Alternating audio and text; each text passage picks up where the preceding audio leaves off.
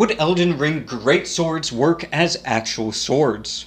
Starting with the Bastard Sword, and this one isn't named correctly because that term is usually used for swords that you can use in one hand and in two hands, and this one definitely seems like a dedicated two-hander, at least in design.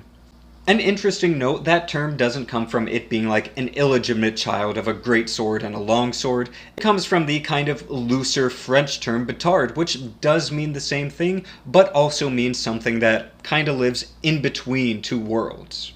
And I understand that in the end, those two definitions mean pretty much the same thing, however they're slightly different, although they both apply. The term claymore technically refers to a one-handed sword, however in pop culture it refers to this, and this one has the quatrefoils on the quillin, so the design is accurate. The Iron Greatsword just seems more like a longsword. So does Lorsworn's Greatsword, and as well as the Knight's Greatsword. They're pretty much relatively generic longsword type weapons. And so is the Banished Knight Sword, it's pretty much the same. Not too much that I'm going to tell you there. The forked greatsword wouldn't really work as a greatsword. It'd be kind of more like an axe in use, but you could still use it. It would be a decently effective weapon. I mean, not as good as a lot of the other swords on this list, but you could use it. The Flamberge is a Flamberge Zweihander. It's a sword that exists in history. Gargoyle's Greatsword and Blacksword seem like they're smaller swords, however, knowing Soulsborne games, I'm guessing that gargoyles are huge, so swords that are small to them would be big to us, so they could work. Not as well as a dedicated greatsword designed for our hands and to our scale, but could cut things. The Inseparable Sword is a strange and unorthodox design, but not too far off from some larger falchions or a Swiss saber, something like that. The Sword of Milos, that is weird. You wouldn't be able to stab with it too well, however, a cut from it would really hurt a lot, because those barbs are pretty long.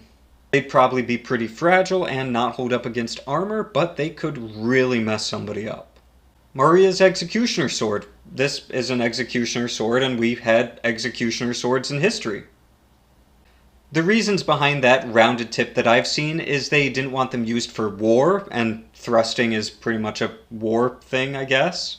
They only wanted them used to execute people, which is only a chopping motion. So I don't know, they wanted that to be symbolic. Ordovis Greatsword, it's pretty much a longsword type thing. It would work.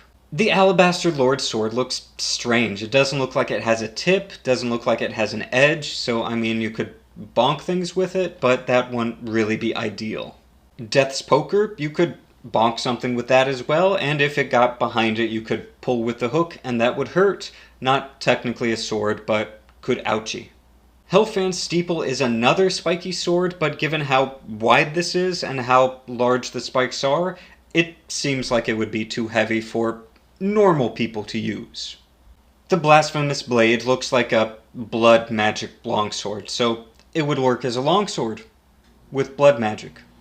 The Golden Order Greatsword looks a bit wider than other greatswords, so would be heavier, and the hilt looks like it's pretty much missing. It looks like it doesn't have any wood or comfortable handle to hold. So it's not exactly the best sword. Darkmoon Greatsword also looks way too big for normal humans, or any humans throughout history. The Sacred Relic Sword looks probably like it should be more in the thrusting sword category, since that spiral kind of implies that it doesn't have the best edge. And that's a really thick spiral, so it's probably way too heavy.